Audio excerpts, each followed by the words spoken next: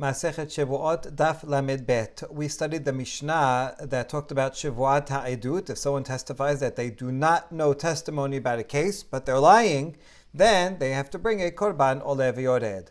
However, it's only in some specific circumstances. So the Mishnah teaches that it has to be in a case where the plaintiff is involved and the plaintiff goes to the witnesses and says, hey, can you come testify for me? And they say, no, we swear we don't know anything. Or they say, we don't know anything. And the plaintiff says, will you swear to that? And they say, amen, yes.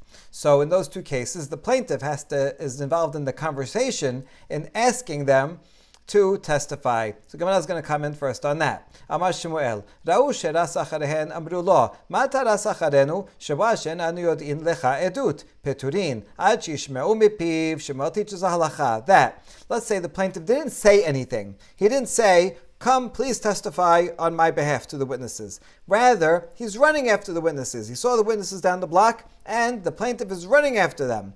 And they see him running, and they say, why are you running after us? We vow that we don't know any testimony about your case. And turns out that they're lying. They are not liable. Why? Because they did not hear the plaintiff actually say, verbalize with his mouth, hey guys, come please testify on my behalf. Now, the fact that he's running after them does indicate that he wants them for something, and they understand why he wants them, but because he didn't verbally ask them, but only indicated by running, that doesn't count. My kamashmalan tanena shilach biyad avdo o shemar lehen hinitba mashbiya ani alechem sheim atem yodaim lo edut shetavo v'teiduni hare elu peturim. Now, why does Shmuel have to teach us this? We can learn this very idea from a Mishnah later on in a couple of dafim from now on Daf Lamed He. The Mishnah teaches that if the plaintiff didn't go himself to the witnesses, but he sent his servant as a messenger, or let's say the defendant, not the plaintiff, who needs the witnesses to come and say something, he's owed money, but rather, let's say the defendant comes to witnesses and says, hey, you were there, come and testify.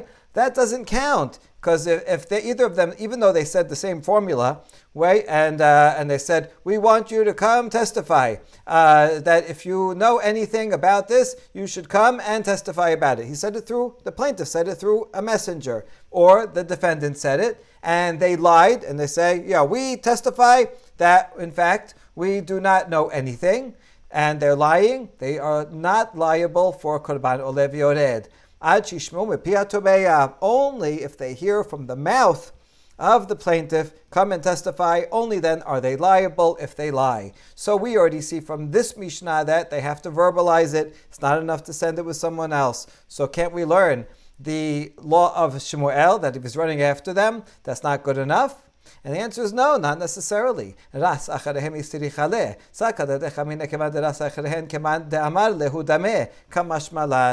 Shmuel's law to teach us that running after someone is not considered verbalizing, because I might have thought that running after someone is as if saying, maybe the point is that it has to be the plaintiff indicating in some way. All we can learn from that Mishnah is that if it's somebody else, if it's even the defendant or a messenger, that's not good enough. It has to be the plaintiff himself. But I might have thought that the plaintiff can either verbalize it or indicate it in some other way, like running after them.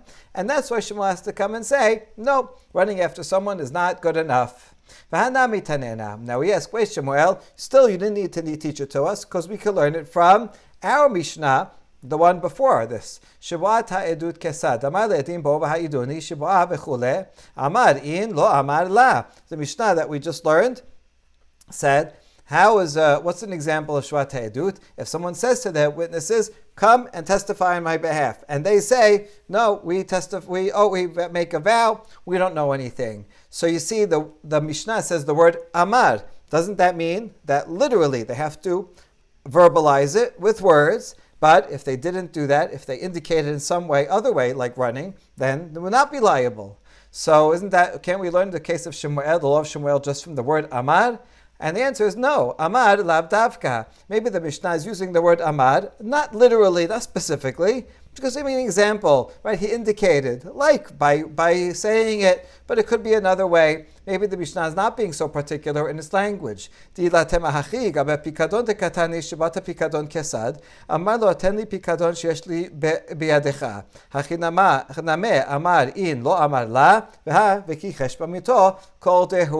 After all, there is a Mishnah coming up on Daf 36, talking about Shevuot HaPikadon.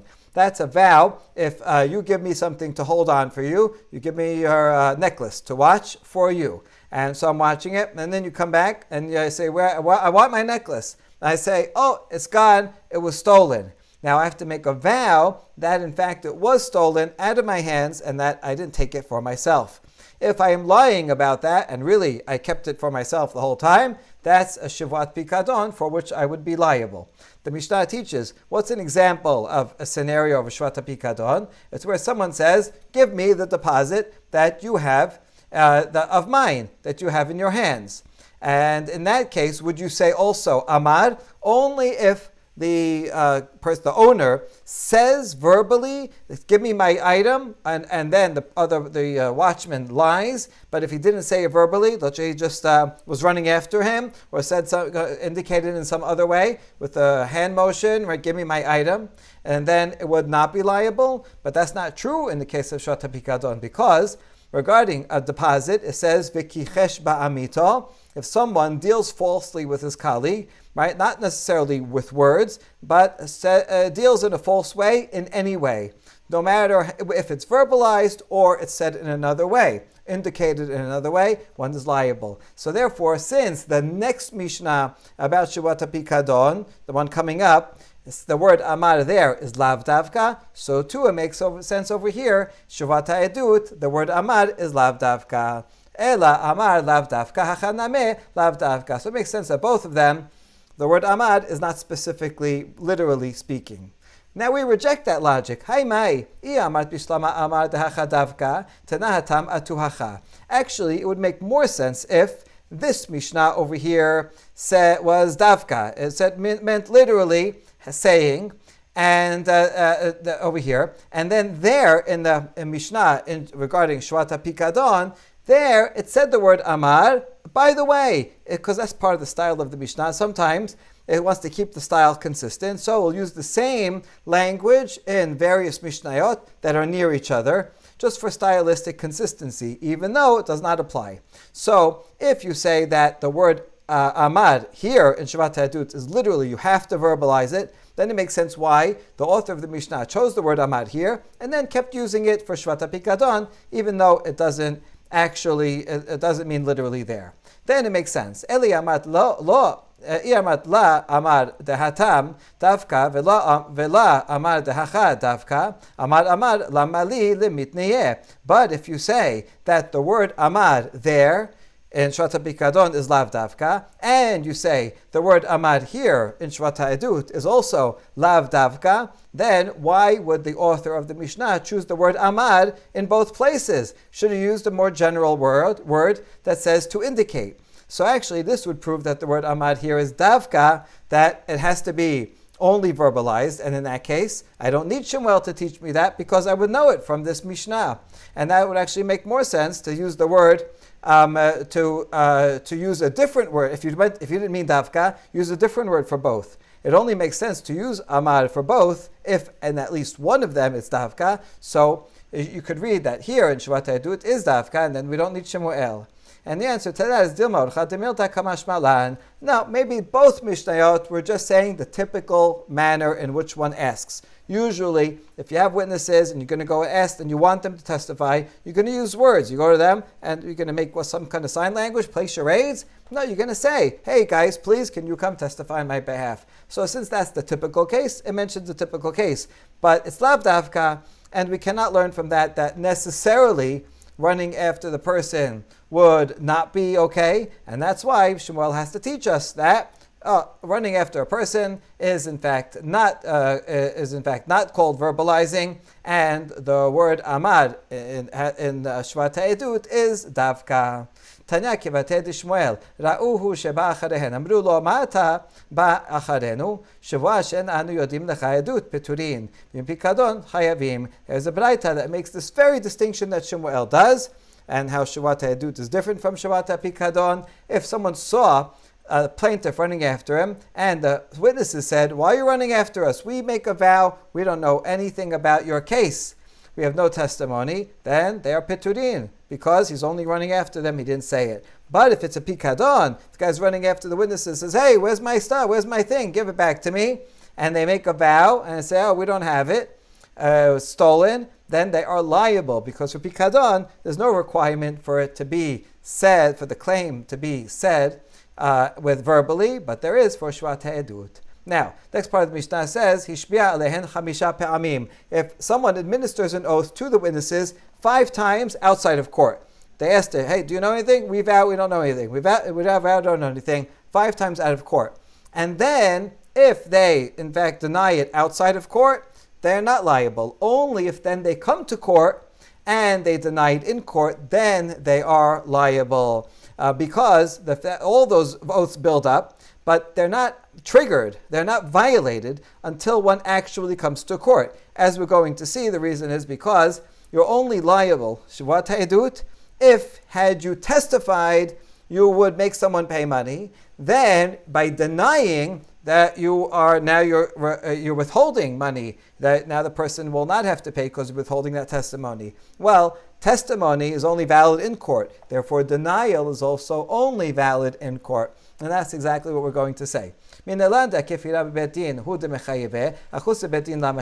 do you know that denying that you know something in Bet Din, that's when you're liable for Shevuot Ha'edut, by making the denial in Bet Din. The oath could have been made before, outside of Bet Din, but the denial itself has to be officially in Bet Din. But if you denied it only outside of court, then one is not liable. How do we know? Amar Abaye Amar Kera, Im lo yagid v'nasa avono, lo amarti lecha ela b'makom she'ilu magid ze mitchayev ze mamon. Because the pasuk says, if someone knows testimony and he does not utter it, then he will bear iniquity. So what does that mean? I only said that you bear iniquity in a place, in a situation where if you would have testified, you would have extracted money from the defendant. But if you withhold testimony in a situation where even if you would have testified, nobody would have had to pay, then the fact that you denied withheld the testimony is not a significant act. Only if by denying testimony you're actually causing someone to not have to pay, then you're liable when a korban olev yored, when you withhold it. So denying outside of court, well, it doesn't matter, because even if you would testify all day long outside of court, there's no judges there to listen. You're not in court. It doesn't matter. So therefore, denying outside of court does not count towards liability. Amar de Rav Papa Abaye,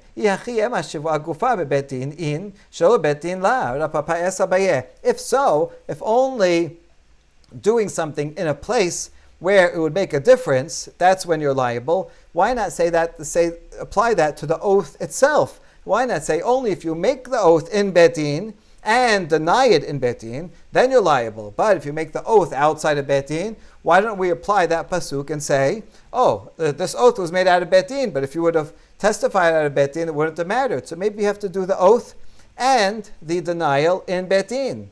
And we answer, La sakadatech. No, don't think that. The Tanya. Le'achat, lechev al kol achat ve'achat. Regarding Korban Olev Yored, it says, if someone is guilty for any one of these. And the Midrash learns, le'achat means, for every vow that you make, if you make a vow 5 times, you'll be liable to 5 Korban Olev Yoreds. Even though you're swearing about the same thing, you're liable for each and every time. Now,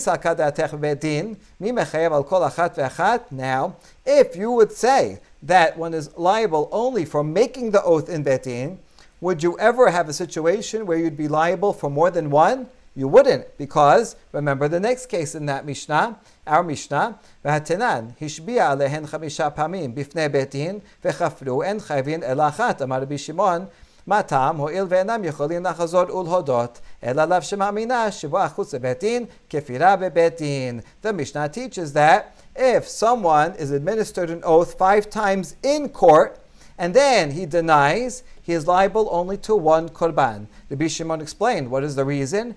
It's because you cannot change your mind. Once you say in court, I make a vow, I don't know anything. So that's a denial. And that itself is testimony saying, I don't know anything. We have a rule that once you testify in court, you cannot retract it. That's it. The first thing you say, that's binding. So first you said, I don't know anything. After that, you're an invalid to be a witness. You can't come after that and say, oh, I changed my mind, I do have testimony. We won't accept it. Therefore, you only violated Shevuot Ha'adut the first time.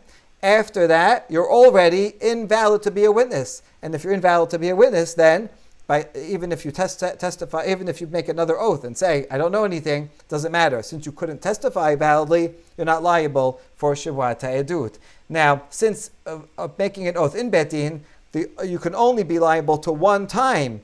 And even if you said it 5 times, you're only liable once. But the Midrash says that there is a case where you'd be liable 5 times for Shevuot Ha'adut. So where could that be a case? It can only apply if you made the vow outside of Bet Din. You see, if they made that vow outside of Bet Din, then all 5 times you said it, you're still valid to be a witness because you never denied it in court. You never testified in court. Making an oath in court is itself a part of a testimony. But making an oath outside of court is not a testimony yet. It's just a setup. It's kind of like saying, I will not eat tomorrow. And then you don't eat today. Well, you don't violate it by not eating today because it's not tomorrow. The oath only applies tomorrow. So too here, the oath only applies in Bet Din. If you said it outside of Bet Din, you're a valid witness all 5 times you make the oath because you're still valid. Only then when you come to court and say, I don't know any testimony, okay, now from now on you won't be valid, but the 5 oaths you made were all at a time outside of Bet Din when you were a valid witness, and therefore that would be the case of being liable 5 times. So it must be that according to the Mishnah, one is if one said the oath outside of Bet Din, one is still liable because otherwise there will be no case of being liable multiple times.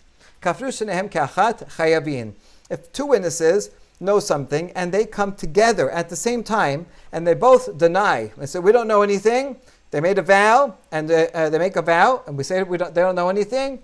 They are both liable because they came at the same time, which means beforehand they both were valid. Now they both come at the same time and invalidate themselves, but because it's happening at the same time, they are liable. Whereas if one would come first and then the second one, the first one invalidates himself. Okay, he is liable because he's lying. He could have testified before he came in. Now he's lying because there were 2 witnesses. Once the first guy says, I don't know anything, now all you have is 1 witness left. That 1 witness is not good for anything. Even if he testifies, he cannot extract money. Therefore, the Mishnah, the next case is going to teach that if someone said something first, the oath, I don't know anything, and then the second witness made a vow also that he doesn't know anything, the second witness is not liable because he couldn't have testified because there was only 1 witness. But the first witness is liable because at that point there were 2 witnesses. Now we're going to ask, ha'if shadla samsam. It's impossible for 2 things to happen exactly simultaneously. All right, go get a stopwatch, get with 1,000th second, and you'll see one came a little bit before the other. 2 things don't happen exactly at the same time. So one is first, he'll be liable. So one is second, he'll not be liable. How could you have 2 things at the same time? Amar Rav Chisda hamaneh Rabbi Yosei Gelidihi Damar Efshar Lesamsem. Rav Chisda says this Mishnah is the opinion of Rabbi Yosei Gelidi, and he says in other contexts that it is possible to time 2 things exactly that they're at the same time. Rabbi Yosei Gelidi said this in the context of bechor of an animal. If an animal gives birth to 2 offspring, and can it be exactly at the same time? And they're both a bechor? Rabbi Yosei Gelidi says yes. It's possible that they both come out of the womb exactly the same time. Other rabbis say, no, that's impossible. One has to be a little bit before the other, even if it's very close, as they can't be at the same time. So Rabbi Yosei Gelidi says in general, 2 things can happen at the same time. And yes, it's possible for 2 witnesses to come in exactly at the same time and say we make an oath and we deny. Rabbi Yochanan says, we can explain this Mishnah. We don't want the whole Mishnah to be only like one Tanah. It can be even according to the Banan who say that it's impossible for two things to happen exactly at the same time. How? It's talking about a case where they each come and make an oath of denial within a couple of seconds, the time it would take to speak, to say a short greeting.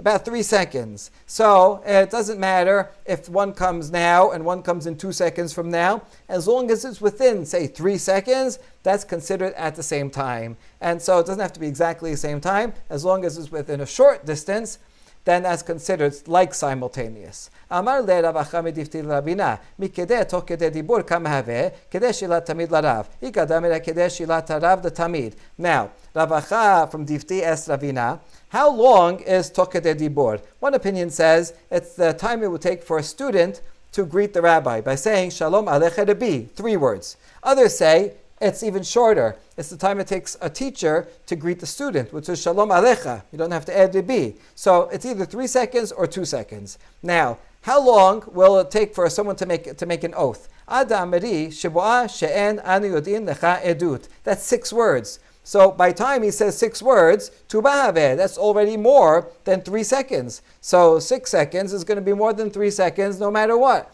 So by time the first witness finishes, it's already past toke de dibur. How can you ever have a case where the second one is toke de dibur if the first one didn't even finish within 3 seconds? And the answer is Amar le kol echad ve'echad toke diburo shel chavero. No, what he means is within a time it takes to speak from the end of the first witness. One witness says Shevuot she'en anu yodin lecha edut. As soon as he finishes the word edut, then you start the clock. 1, 2, 3, right? Within 3 seconds, if the other witness said, oh, I also say, I make a Shevuot she'en anu yodin lecha edut, as long as he started his sentence within 3 seconds of the first witness ending his sentence, that's called at the same time. And if they both do that within that short period of time, then both are liable. If they come one after the other, the first one is liable because he, with the other guy, could have testified. 2 witnesses can extract money. But once the first one, denies, then he leaves only 1 witness, and 1 witness generally cannot extract money. Although there are some opinions and some exceptions, as we will see. Matitin delaki haitana detanya mashpia ed echad patur v'Rabbi Elazar v'Rabbi Shimon mechayev. The Mishnah is not like the Tana Rabbi Elazar v'Rabbi Shimon because there's a machloket in a baraita. If one witness testifies against some defendant, the defendant does not have to pay.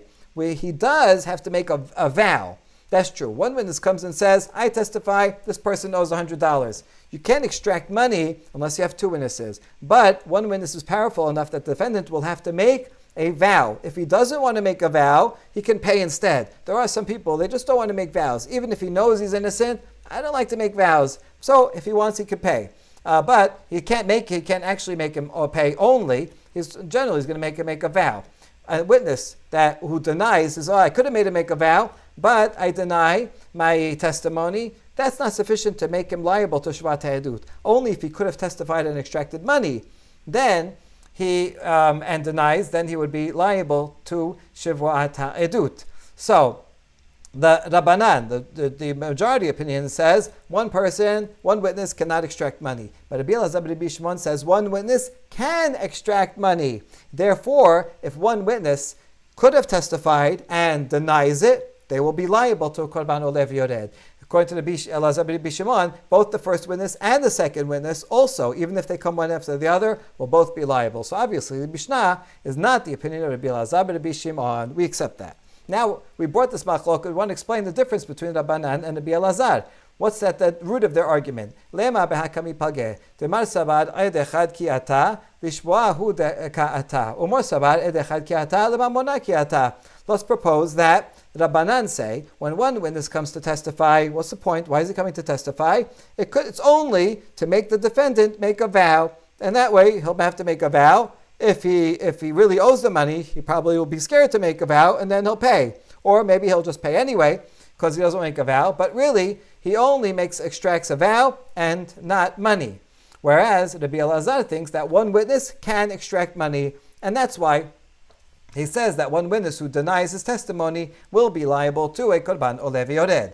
So isn't that a good explanation? But maybe not. V'tizbera ha'amar Abaye. Hakol modim ba'ed sota. Hakol modim ba'edeh sota. Umachloket ba'edeh sota. Hakol modim ba'ed echad. Hakol modim ba'ed shekenegdo chashud ala shevuah. Abaye says a cryptic statement. We're going to unpack the statement. That will take most of the rest of the daf. He says everybody, both Rabbi Elazar, and this we're talking about both Tanaim, Rabbi Elazar, Rabbi Shimon, and Rabbanan. Everybody agrees regarding a case of one witness when it comes to sotah. We'll see what the case is. And everybody agrees, Rabbi Elazar and Chachamim agree also on a case of two witnesses in the context of a sotah. We'll see what that case is. And there's another case also within sotah where there's a machloket between Rabbanan and Rabbi Elazar when there's two witnesses. And everybody agrees regarding one witness, hakomodim be'ayed echad. This is our case. Everybody, Rabbi Elazar and Chachamim agree that if one witness comes and testifies against the defendant, he cannot extract money just based on one witness. If that's true, that everybody agrees, at least that's true according to Abaye, then the explanation that we just gave over here, that according to Rabbi Elazar, one witness can extract money, is not a good explanation, because it says here that everybody agrees one witness cannot extract money. So we need a new explanation for the machloket between Rabbi Elazar and Chachamim. Before we answer that question, we finish off the statement of Abaye that everybody agrees regarding a case of one witness who comes and testifies in a situation where one of the plaintiffs is suspect regarding making a vow. And so therefore, we can't make him take a vow. Usually one witness will make someone take a vow. But if that defendant is suspect in taking vows, he's made false vows before, then everybody agrees about the law in that case. We'll see exactly what that case is. Now, back to Rabbi Elazar. Why does he say that one witness can trigger Shevuot ha'edut if, in fact, he cannot extract money? So rather, in fact, everybody agrees, Chachamim and Rabbi Elazar, that one witness can only make someone make a vow. And the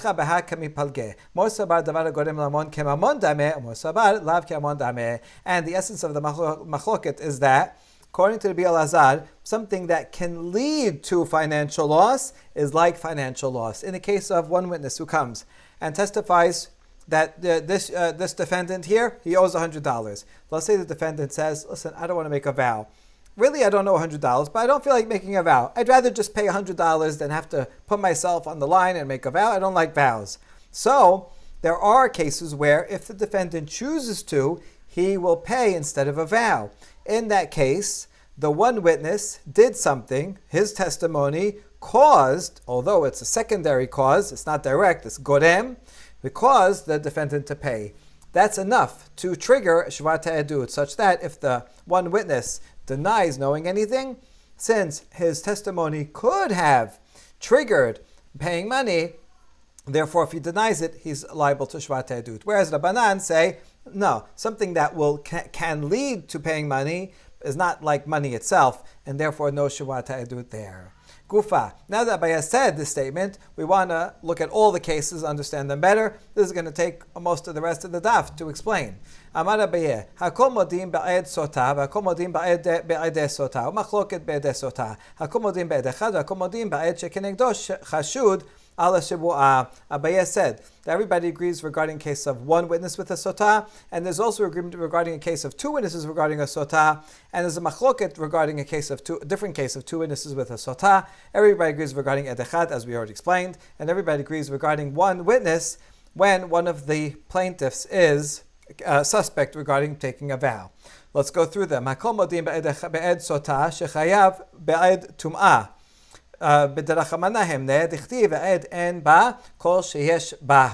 Everybody agrees regarding one witness in the case of a sotah that they are liable for Shevuot ha'edut. Well, who is that talking about? What's that one witness? That's one witness that this woman sinned. She actually committed adultery. Now, if you have two witnesses that a woman committed adultery, then you can give capital punishment to her and the adulterer. With one witness, you cannot give capital punishment. However, one witness is sufficient to allow the husband to divorce his wife and not have to pay her ketubah. So you see here that one witness, at least in the case of sotah, if the one witness says she committed adultery, is enough to have a financial loss. The woman will have a financial loss. Now, how do we know that the Torah believes one witness, because it says Ed Enba. If there's no witness against her, right, then she's okay. But if that means if there is one witness against her, we take that into account, and she loses her ketubah. Therefore, everyone would agree that if this one witness denied that he knows anything falsely, he is chayav shevat ha'edut. V'akomodim ba'edeh sota shepatur ba'edeh kinui. Davar gorem de gorem. And everybody agrees regarding two witnesses of a sotah that they are not liable to shevat ha'edut. Which witnesses are that? That's talking about witnesses of the warning. If the husband suspects his wife, he gives her a formal warning, I don't want you to be secluded with Mr. X. And he does it in front of witnesses. Those witnesses, they come later on and they say, and they deny, oh, we don't know anything about this. Well, let's say if they did testify, would they require would that trigger a financial loss? Well, not that by himself. In order for there to be a loss of the ketubah, first there have to be those witnesses that she is not allowed to seclude, the warning. Then there have to be witnesses that she in fact secluded herself with them. And then she would have to drink. And if she says, I don't want to drink, I'd rather lose my ketubah, then she will lose her ketubah. So you see, that's two steps removed. That's gorem de gorem. And everybody agrees, even Rabbi Elazar, that if the witnesses, if they would have testified, that could have triggered something that would make her cause a financial loss, that's too far removed, such that if they denied that, they would be chayav shavat ha'edut. No, too far removed, and everybody would agree that they are not liable to shavat ha'edut. Umachloket be'edeh sotah be'edeh setira. Now there is a machloket when there's two witnesses to a sotah, if it's the witnesses of seclusion. These are the witnesses that said, after the warning in front of some other witnesses, these are two witnesses, we saw this guy's wife, in fact, secluded with the person she wasn't allowed to. Mor sabar davar gorem lamon kemon dameh v'chayav. Mor sabar lav kemon dameh upatur. The Rabbi Elazar thinks that is only one step removed, because once she did seclude with someone, she's going to have to now drink the sotah waters. She may say, I'd rather not drink, I'll lose my ketubah. It's okay. And then she'll lose her ketubah. But that's only one step removed, and Rabbi Elazar says, one step removed, that is considered the same as money, and therefore those witnesses, had they testified, could have led to losing money, and therefore if they deny it, they're liable shvat ha'edut, whereas Rabbanan say, no, one step removed is not like actual mammon, and therefore they're not liable to shvat ha'edut. Hakol modim b'shekenegdo chashud ala shibua, hakol modim b'ayed echad Rabbi Abba. And so, back to the list of things, everybody agrees regarding a case of one witness where there is one of the plaintiffs who is suspect regarding Shevuot, and also everybody agrees regarding one witness in the case of Rabbi Abba, which we are about to see. So the first case, Hakol modim b'shekenegdo chashud ala shibua, de chashid man. So everybody agrees regarding a case of one witness when one of the litigants is suspect regarding taking a vow. Who is suspect? Ilema de chashid loveh, is it the loveh, the borrower? He's suspect regarding making a shevuah, and the one witness is coming to testify on behalf of the malveh against the loveh. This is he's going to say the loveh owes $100, and usually, if the witness testifies that you owe $100, that will make the loveh have to make a vow. But this loveh, he's lied before; he's not trusted to make a vow. Is that the case? And the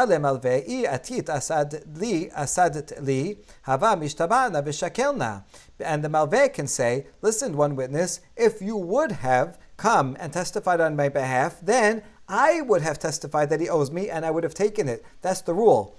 Usually, when someone is liable to make a shevuah as the defendant, and they can make a vow and not pay. If they are suspect regarding making a vow and they cannot make a vow, then the plaintiff can make a vow instead and say, you owe me. And then, since he makes the vow, he can collect. So here would be a case where one witness could actually trigger a payment. And so, should we say that this is the case where everybody agrees that he directly triggers a payment?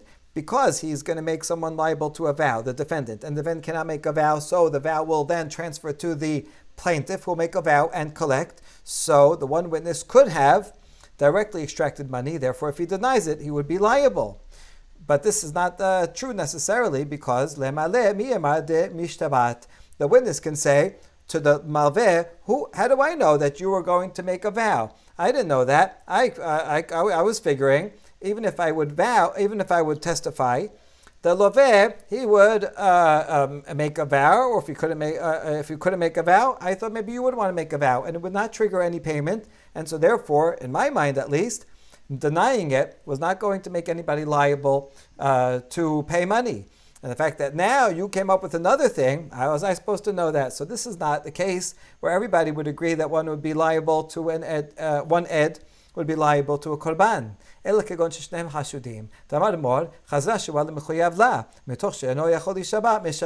talking about a case where both the loveh and the malveh are suspect regarding making vows. And the master said that when this happens, the vow goes from the loveh to the malveh, and since the malveh is also suspect, so it goes back to the loveh, but he can't testify either, and therefore, since nobody can testify, the loveh has to pay. So there you go. Here's a case where everybody would agree that one witness comes and says, "You owe $100." The loveh, he would have to make a vow. He can't make a vow, he's suspect. Okay, so Maveh, can you make a vow and then collect? No, Maveh is also suspect. Okay, nobody can make a vow? In that case, because nobody can make a vow, the Loveh pays. And so in a case, since the one witness would automatically trigger a payment if he did swear, if he did testify, then when he denies, he is liable. Shevuot ha'edut. Everybody agrees regarding the case of Rabbi Abba, and one witness, that this one witness would be liable. What's the case? Some guy came and grabbed a piece of silver from someone else. Rabbi Ameh was the judge. They came to him. Rabbi Abba was sitting there as a student learning with Rabbi Ameh. So the plaintiff brings one witness to say, I saw that the defendant here snatched a piece of silver from the plaintiff. And they asked the defendant, what do you plead? I did snatch it, but it was mine, because the other guy stole it beforehand. He took it from me 2 days ago, and so yes, I snatched it back. What do we do in such a case? How can I adjudicate this case? Should I make the defendant pay because there's testimony that he snatched it? No, I don't have if I had 2 witnesses that he snatched it, then I'll say, okay, 2 witnesses say you snatched it, give it back. You don't have witnesses that it was yours before. Then I would make him pay. But with one witness, can't do that. One witness can only make someone liable to make a vow. Lif tereh, should I let him go because there's not 2 witnesses? There is one witness that said that he snatched it, so one witness triggers a Shevuot. Lish teba, so let the defendant make a vow. Can he make a vow? Once he admitted that he snatched it, although he added, yes, it was mine, it was mine that I took it, but it was mine already before. But he did admit that he snatched it. So he's admitting that he did an act of robbery. We can't confirm that it was his before. So he just admitted to being like a gazlan, and therefore a gazlan cannot testify, is not trusted to make a vow. So he's untrustworthy. So he can't make a vow. So what am I going to do? Rabbi Ameh was in a quandary. Amar le Rabbi Abba, Hava le mechoyav Shevuot ve'eno yachol lishabah v'chol mechoyav Shevuot ve'eno yachol lishabah meshalem. Rabbi Abba, the student, said, I have an idea that if the defendant is required to make a vow, but he cannot make a vow because he admitted that he stole, that he grabbed something, so he's a gazlan. And there's a rule that anyone who has to make a vow but cannot make a vow has to pay, and therefore he has to pay. And this would be another example of one witness who, by his one witness testimony, triggers someone to have to pay. And so, if he would deny that he knows anything with a vow, then he would be liable, Shevuot ha'edut, to bring a korban. Amar Rav Papa, Hakol modim ba'ed mita shu chayav, Hakol modim ba'ed mita shu patur. Similar to the style of the statements we just saw in the name of Abaye, Rav Papa says, everybody agrees, Rabbi Elazar and the Chachamim, regarding a case of one witness who testifies regarding the death of a husband, that if that one witness denies that he knows testimony, he will be liable to a korban. And everybody agrees to another case, also of one witness regarding the testimony of the death of a husband, that if he denies that he knows anything, he's patur. What are the cases? Hakol modim ba'ed mitashu patur. Damar la ledida velo amar lehu lebet din. Titnan haisha shamra bet met ba'ali tinase met ba'ali tityabem. Everybody agrees regarding one witness who comes and says that a husband has died, that if he denies it, he's not liable. That's the second case over here. What would be that case? Where the witness came and told the wife, listen, we were away, I saw your husband, he died. Now, he told it to the wife, but he did not testify it in front of Bet Din. He came to Bet Din and he denied it. After telling the wife the truth, that her husband died, he denied knowing it to the Bet Din. Now there's a Mishnah in Masechet Eduyot that says, if a wife, she comes to court and says, I have information that my husband has died, she can get remarried. Or if her husband died without children, then she can do Yibum. And she can even collect her ketubah. Therefore, this one witness, although he's denying in Bet Din that he knows anything, he already told her. And that's good enough, because she can rely on that one witness, come to court and says, I know, based on evidence, that my husband has died, and they will give her a ketubah. And so the fact that he denied knowing it after that has no consequence financially to her. She'll get her ketubah no matter what. So when he denies it, since if he testified, she would get her ketubah, and he testified, she would get her ketubah. By denying it, she still gets a ketubah. So the testimony or the denial make no difference in withholding any money, and therefore, when he denies it, although he's lying, he's not liable. Hakol modim ba'ed mitashu chayav delo amar lidida velo amar lehu lebetim.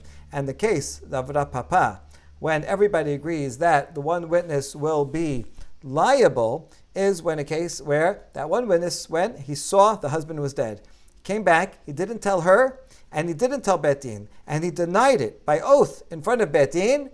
That case, he is liable because she will not be able to collect her ketubah. She has no evidence that the husband is dead. If she comes to the heirs and said, hey, can you pay my ketubah? They'll say, well, prove that your husband has died. We don't have to pay until you prove your husband died.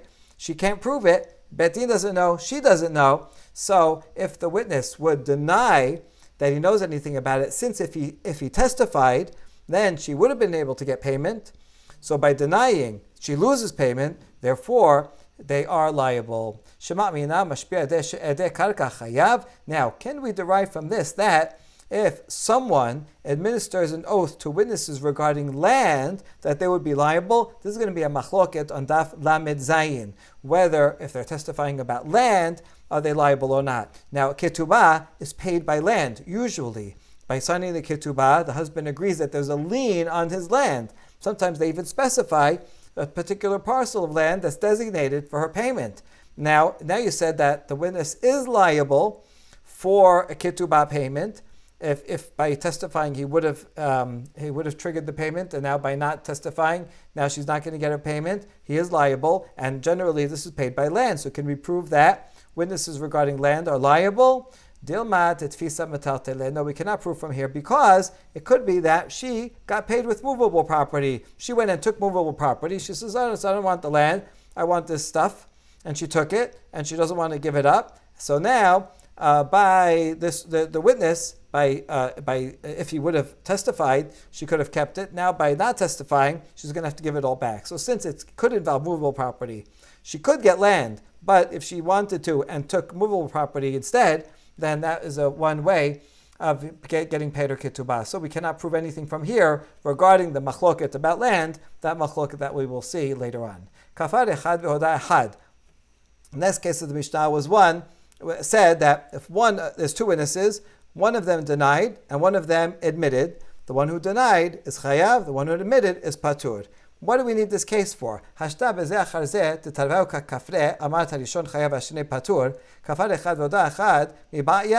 already said in the Mishnah that when they come one after the other, and the first person denied, and the second person also denied, you said that the first person is liable, the second person is not liable. Even though he denied testimony, one witness is not going to extract money, and so he's not liable. If he's not liable, even when he denies, then all the more so where he admits. The first guy denied, the second one admitted. So obviously the law is going to be the same, that the first person will be liable because he could have testified and now he's not testifying. And second one is now not going to be liable. He admitted that he knows it. So what are we learning new from this case?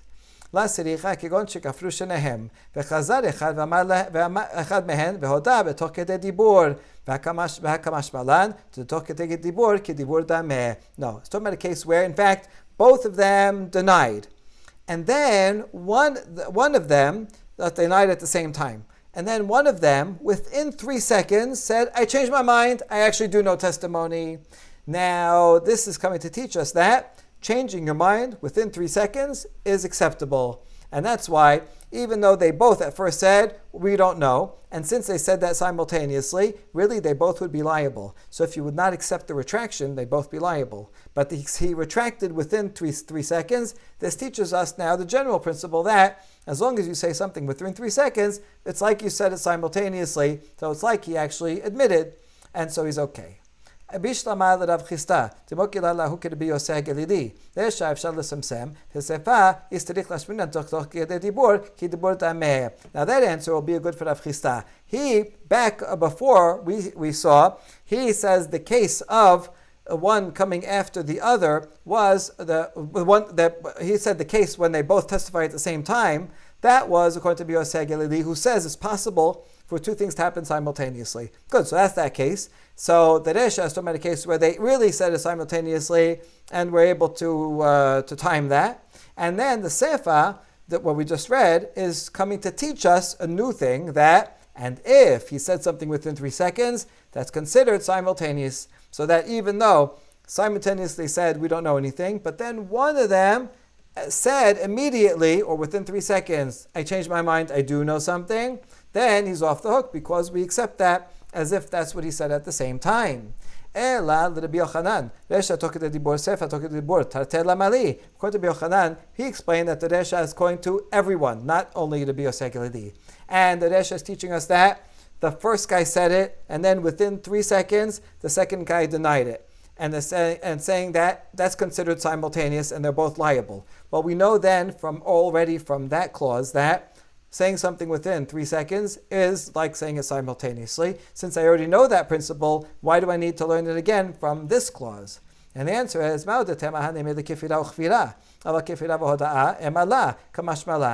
might have thought that we'll accept something as being simultaneous when it's in with 3 seconds if they're both denials. One guy denied, 2 seconds later, the other guy denied. So they're both denials, so we consider them as if they said it simultaneously, and then they both be liable. But I might have thought that if you denied and then changed your mind and now admitted, wait a second, now you're going from one end to the other end, changing it from one extreme to the other. I might have thought in that case, I'm not going to connect them together and say the second one replaces the first. So it's a bigger chidush. That's why the rabbi said, we need this clause also to teach us that even if you said one thing and then you said the complete opposite, but you said it within 3 seconds, then the second one replaces the first. It's as if you said the second one at the same time instead of the first. Finally, Mishnah taught, let's say there's 2 sets of witnesses that can both testify about a certain matter. And one of the sets of witnesses comes and makes an oath, we don't know anything. And then the second set of witnesses comes and they also make an oath, we don't know anything. Both of them are liable because the fact that the first one testified, so they're out, but the second set of witnesses can still testify. It's not like 1 and 1.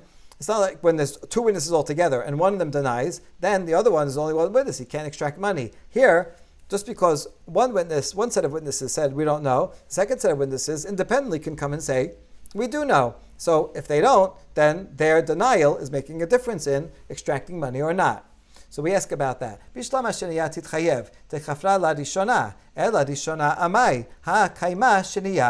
understand why the second set is liable because the first set, they denied anything. So now all that's left is the second set. The payment or non-payment is all up to the second set because the first set is already made an oath. They can't even testify again if they wanted to. They can't change their mind. So all we have is the second set. If they would have testified, they would have extracted money. By denying it, they're making someone not pay, or someone lose money, so then they're liable. But why is the first set liable? After all, the second set is there. So in other words, when the first set denies, they could say as follows: even if the fact that we denied that we know anything by oath doesn't change the verdict, because the person will still have to pay based on the second set of witnesses. Why? We didn't have to testify. The second witnesses would have testified anyway. They're right there. So our denial did not cause a financial loss. Our denial just caused that the other guys would have to testify. So why should we be liable? Only the second ones, if the first one's already denied, then everything's up to the second one. So we understand the second ones are liable, but the first one shouldn't be liable. Okay, this is a great logic. אמר רבינה, הכא מעסקינן, כגון שהייתה שנייה בשעת כפירת ראשונה כרובין בנשותיהן, ונשותיהן גוססות. מהו דתמה? רוב גוססים למיתה, כמשמע לן, דהשתה מיהה לשכיב. So Ravina says, makes a big okimta. Says, what is this case talking about? When would we say that in fact the first ones are liable and the second ones are liable? Only when the second ones, at the time that the first set of witnesses deny, the second ones cannot testify because they're related through their wives.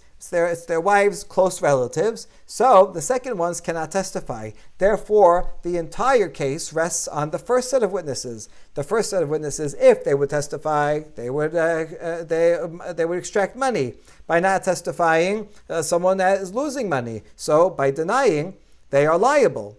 Now, these wives are on their deathbeds, and I might have thought that even though since they're on their deathbeds, so it's like they're basically dead already. And perhaps I would have said that since they're kind of dead already because they're about to die, that it's like they're dead already, and the second set of witnesses could have testified. And therefore, I might have thought since second set could have testified, the first set would not be liable. And that's why the Mishnah comes to teach us, not so. As long as they're alive, even if they're on their deathbed, they're on their last breaths, doesn't matter. Right now, they have not died. So as long as their wives are alive, they are considered related to the plaintiff, and they cannot testify. Because at that time they cannot testify, when the first set of witnesses denies, that makes a significant financial impact. And therefore they are liable. Now, they're liable for denying. And then the second set of witnesses, once their wives die, and they deny also, we don't know anything, then they're also liable, because after the first deny, then everything's up to them. So that's the case where both would be liable. But you're right, if it was not such a case where anybody was related, let's say none of the witnesses were related, in fact, the first ones would not be liable, according to this logic. Because they could say, yeah, we denied, but it didn't change the case because there's another set of witnesses. And in that case, only the second set of witnesses would be liable and not the first. Baruch Adonai Le'olam. Amen ve'amen.